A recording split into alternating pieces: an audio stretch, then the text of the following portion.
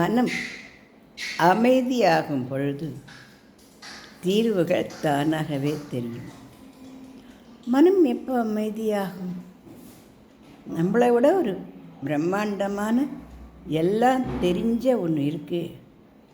அது நம்மளை காப்பாற்றும், அது நமக்கு கண்டிப்பாக கை கொடுக்கும் அப்படிங்கிற அந்த தெய்வ நம்பிக்கை பிறக்கும் பொழுது தான் நம்ம மனசு நிம்மதி அடையும். உண்மையில் நம்ம எல்லாரும் ஏன் கஷ்டப்படுறோம்? நம்ம கஷ்டங்கள் தீரலையே அப்படின்றதுனால தான் நம்ம கஷ்டப்படுறோம். நம்ம கஷ்டம் தீரத்துக்கு வழிகள் இருக்குதுன்னு நம்ம ஏன் கஷ்டப்படக்கூடாது? அந்த தீர்வுகளை எப்படி கண்டுபிடிக்கிறது? அதுக்கு தான் தெய்வ சக்தி, அதுக்கு தான் தெய்வ சக்தி. அந்த தெய்வ சக்தி அப்படிங்கிறது சாதாரணமானது இல்லை.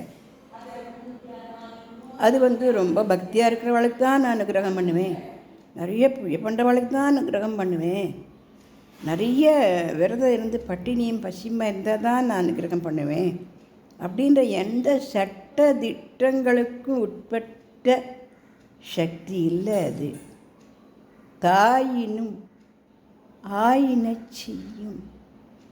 ஒரு அம்மா குழந்தைய கேட்டால் அதுக்கு சாதம் போடுற, அதுக்கு எப்போ பசிக்கும், எப்போ தாக எடுக்கும், எப்போ என்ன வேண்டியிருக்கும்னு பார்த்து செய்கிறா இல்லையா? இதுதான் பகவான் நமக்கு செஞ்சுட்டுருக்கார். நம்மளுக்கு கஷ்டம் தாங்கலையே அப்படின்னு நம்ம வேதனைப்படும்பொழுது அந்த கஷ்டம் தீர்றதுக்கு மருந்தாக அவர் வந்துடுறார். நம்மளை ஒன்றும் அப்படியே விட்டுறது இல்லை. இதை உண்மையில் பக்தி இருக்கிறவா நம்ம எல்லாருமே பல சமயங்களில் உணர்ந்திருப்போம். வேண்டியது என்ன? பக்தி தான். பல சமயங்கள் நமக்கு தோணும், கடவுளாவது இன்னும் அதெல்லாம் ஒன்றுமே கிடையாது, நான் தான் எல்லாம் பண்ணுறேன், என் முயற்சியில் தான் எல்லாம் வருது, நான் வீடு கட்டினேன், நான் கல்யாணம் பண்ணினேன், நான் குழந்தை பிறப்பு பார்த்து விட்டேன், நான் படித்து நான் வெற்றி அடைஞ்சேன், இந்த கடவுள் எங்கே வந்தார் அப்படின்னு கேட்குற மாதிரியோ நம்ம பண்ண மாதிரியோ எல்லாம் நம்ம பண்ணினத்தில் என்ன இருந்தது? நம்மளோட திறமை இருந்தது இல்லையா? அந்த திறமை தான் கடவுள், அந்த திறமை தான் கடவுள். நம்ம கஷ்டம் வரைச்ச பொறுமையாக இல்லையா? அந்த பொறுமை தான் கடவுள். நம்ம கஷ்டம் வறட்சியும் பொறுத்துன்னு மற்றவளுக்கு கேடு நினைக்காம இல்லையா? அதுதான் தெய்வ குணம். இப்படி தான் கடவுள் நமக்கு வர முடியும். இந்த கலிகாலத்தில் சங்கு சக்கரம் கிரீடமெல்லாம் வச்சுன்னு எதிர வந்து நிற்க போகிறார. அப்படி எதிர வந்து நின்னாலும் நம்ம மனசு அதை நம்ப போகிறதா? நம்புவோமா? நம்ம நிஜமாக அப்படி வந்தால் நம்ம நம்புவோமா? நம்ப மாட்டோம், பரிகாசம் தான் பண்ணுவோம். இதுதான் நிஜம். அதனால தான் அந்த கலியுகத்தில் மனுஷா உயரத்துக்கு, மனுஷா நல்லபடியாக இருக்கிறதுக்கு என்ன வழி அப்படின்னு சொல்லும் பொழுது பீஷ்மர் அம்பு படுக்கையில் படுத்துட்டு மகாபாரத போர் முடிஞ்சதுக்கு அப்புறமா இப்போ கிம் ஜப்பன் முச்சித்தே ஜந்து ஜன்ம சம்சார பந்தனாத்து, இந்த ஜன்ம சம்சாரங்களில் வரக்கூடிய கஷ்டங்கள்ல இருந்து விடுபடுறதுக்கு, இந்த கஷ்டங்கள் நீங்கிறதுக்கு இந்த கலியுகத்தில் என்னதான் வழி அப்படின்னா பகவானை பிடிச்சிக்கிறது தான் வழி. அது இந்த பெருமாள் அந்த பெருமாள், இந்த இயேசு அல்லது அந்த நபிகள் அல்லது இந்த மகாவிஷ்ணு அல்லது மாரியம்மன் அப்படின்றதெல்லாம் இல்லை. யாரை வேணால் பிடிச்சிக்குவோம். எந்த பேர் சொன்னாலும் நம்மளுக்கு நம்ம அம்மா, நம்ம அத்தைக்கு நம்ம அம்மா மன்னி, நம்ம அப்பாவுக்கு நம்ம அம்மா கொண்டாட்டி, எப்படி இருந்தாலும் நமக்கு அம்மா தானே. அந்த உறவு எங்கேயும் போயிட்டது. அதே போல் தான் எந்த விதத்தில் எப்படி கூப்பிட்டாலும், அல்லாஹ் கூப்பிட்டாலும், இயேசுவே கூப்பிட்டாலும், விஷ்ணுவே கூப்பிட்டாலும், தாயே மாரியம்மா கூப்பிட்டாலும், மகாலட்சுமியே கூப்பிட்டாலும் தெய்வ சக்திங்கிறது ஒன்று தான். அதனால் அந்த தெய்வ சக்திங்கிறது நிச்சயமாக உண்டு. அதை மட்டும் நம்ம தெரிஞ்சுட்டா போதும். அதுக்காக பிரமாதமான பூஜை குணம், பிரமாதமான விரதங்களும், பிரமாதமான எதுவும் பண்ணணும்னு அவசியம் இல்லை. உயிர்களிடத்தில் அன்பு வேண்டும் தெய்வம் உண்மை என்று தான் அறிதல் வேண்டும், வைரம் உடைய நெஞ்சு வேண்டும், இவை வாழும் முறைமையடி பாப்பா அப்படிங்கிற மாதிரியா உயிர்களிடத்தில் அன்பு வைக்கணும்.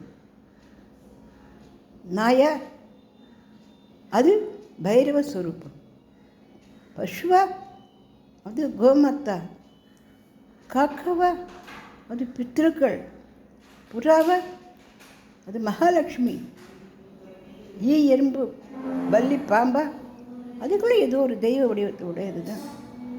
எதுவும் நமக்கு பகையில்லை. உயிர்களிடத்தில் அன்பு வேண்டும், தெய்வம் உண்மை, கடவுள் உண்மைங்கிற ஒரு எண்ணம் எடுத்துகிட்டு தான் போகிற மனத்தில்.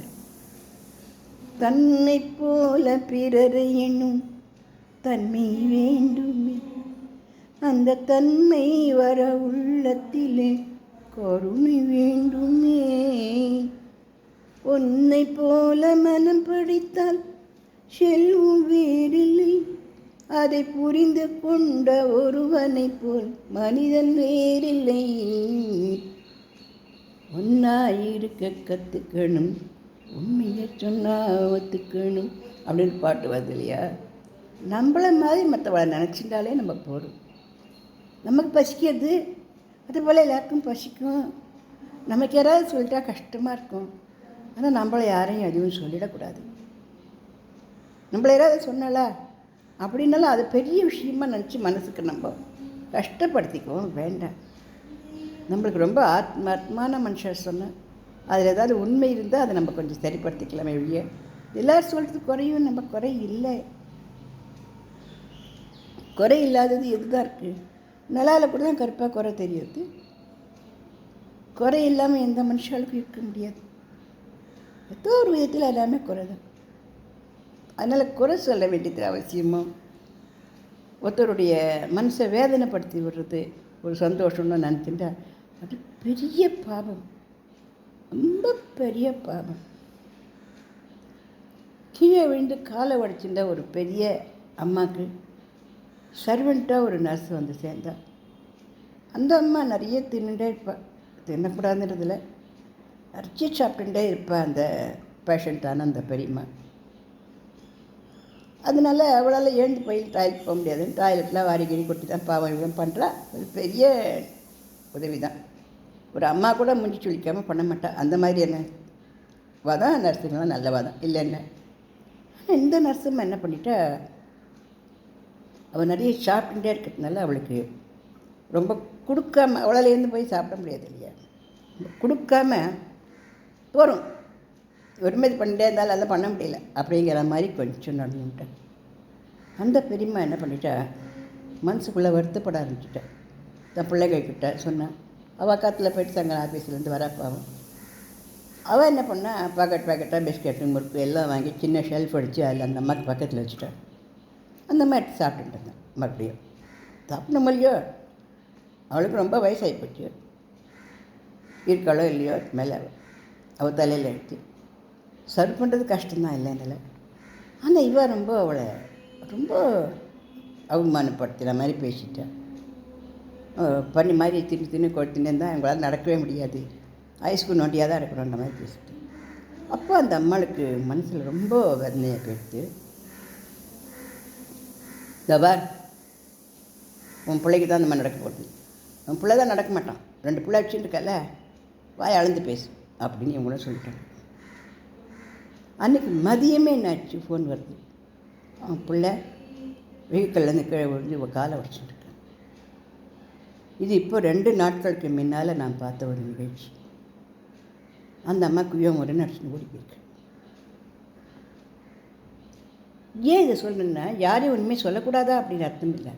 மனம் நோக நம்ம சொன்னோமானால், உடம்பு ரொம்ப முடியாதவளாக இருக்கிறவளை, மனசு ரொம்ப நொந்து போயிருக்கிறவளை நம்ம மனம் நோக சொல்லக்கூடாது.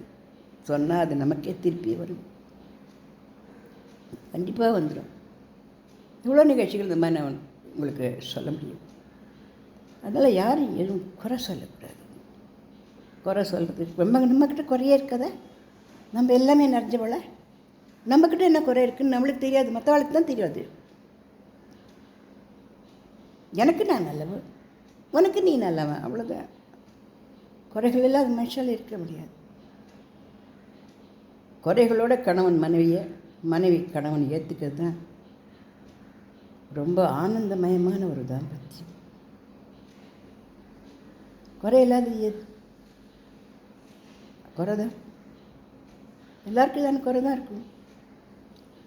எங்கேயோ ஒரு வீட்டில் பிறந்து வளர்ந்து 25 வருஷம் 30 வருஷத்தை கழித்து ஒரு பொண்ணு எங்கேயோ ஒரு வீட்டில் வளர்ந்து 10 30 15 வயசு கழித்து ஒரு பையனோட வந்து சேரும்பொழுது அவளோட பழக்க வழக்கங்கள் வேறு தான் இருக்கும், என் பழக்க வழக்கங்கள் வேறு தான் இருக்கும். அவளோட நிறைய குறை வேறையாக தான், உங்களுக்கு நிறைய குறை வேறையாக தான் இருக்கும். 2 பேருமே ஒருத்தருக்கு புரிஞ்சுட்டு ஒருத்தருக்கு ஓரளவுக்கு தன்னை சரிப்படுத்திக்க பார்க்கலாமே வழிய குறையில்லாத அப்படியே சரியாக பேலன்ஸ் ஷீட் மாதிரி டைப்ரைட்டிங்கில் பேலன்ஸ் ஷீட் அடிக்கிற மாதிரி ஒத்து போயிடுமா? எல்லாம் கரெக்டாக வரணும் அப்படின்னு பார்க்க முடியுமா? 10 கஞ்சி பழுது இல்லாத இருந்தால் போடுறோம். அப்படி தான் நம்ம பார்த்து கல்யாணம் பண்ண முடியும். அதனால் இந்த மாதிரிலாம் நடக்கிறதுனால நாம் யாரையும் குறை சொல்ல வேண்டாம். யார் நல்லவளவனாக இருக்கட்டும், யார் கெட்டவளனாக இருக்கட்டும், அவளுக்கு தண்டனை கொடுக்கறதோ அவளுக்கு வாரி கொடுக்கறதோ அந்த கடவுள் பண்ணிக்கிட்டோம். நமக்கு என்ன வம்பு, நம்ம போயிடலாம் இல்லையா? அதனால் கடவுள் ஆன்மீகம் அப்படிங்கிறது இந்த மாதிரி நல்ல குணங்கள் தான். இந்த நல்ல குணங்களோடு நம்ம இருந்துட்டோம்னா யார் எப்படி வேணால் இருக்கட்டும். இப்போ நம்ம நல்ல குணமாக இருக்கிறதுனால நமக்கு என்ன பேர் தெரியுமா வரும்? அது இழிச்சு வாங்க, அதுக்கு ஒன்றும் தெரியாது, எது முத்து ஒன்றுமே தெரியாது அப்படின்னு நம்ம பேர்லாம் வரும். தெரிய வேண்டாமே. உலகத்தில் இருக்கிற கெடுதலாம் தெரிஞ்சு வச்சுன்னு என்ன பண்ண போகிறோம்? நமக்கு கிடச்சது நமக்கு பொருள். நிறைவான மனசு நமக்கு இருக்கு இல்லையா? அது யாரும் கிடைக்கிது? அதானே எங்கள் இறைவன், அதானே இந்த சந்தோஷம், அதானே மனசுக்கு நிம்மதி. அப்போ அந்த அமைதியை நோக்கி நம்ம போனோம்னா இறைவன் அந்த அமைதியிலையும் அந்த சந்தோஷத்துலேயும் அந்த நிம்மதியில் தான் நடந்திருக்கார். இந்த பதிவு பிடிச்சிருந்தால் லைக் பண்ணுங்கள், ஷேர் பண்ணுங்கள், சப்ஸ்கிரைப்.